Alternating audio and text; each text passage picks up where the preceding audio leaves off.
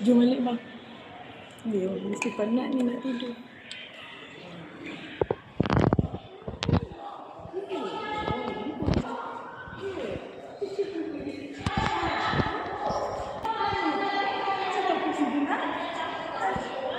Ni nak makan luar nak? Bukan nasi ayam ngah. Nak lah ni nak balik. Sakit bol.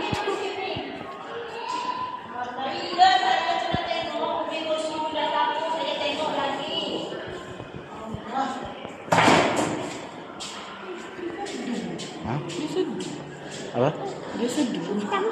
Itulah ni ayam.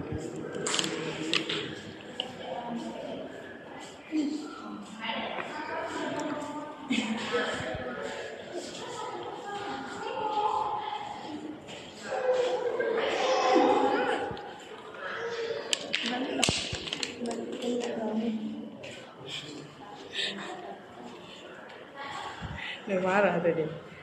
Kata Sar.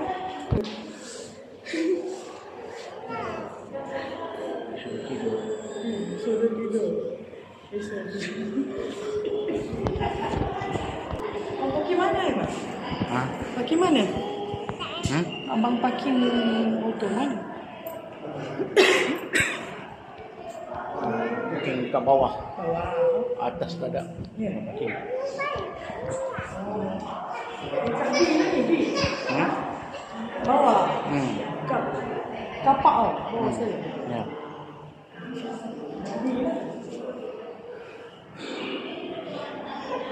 Ini dah.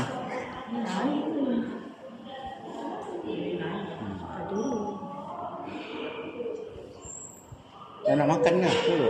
Nasi ayam dengan bawah ni. Boleh dia terus di rumah. Tak payah nak sibuk-sibuk dulu kerja apa kan. Macam mana? Tidak anak nak makan apa?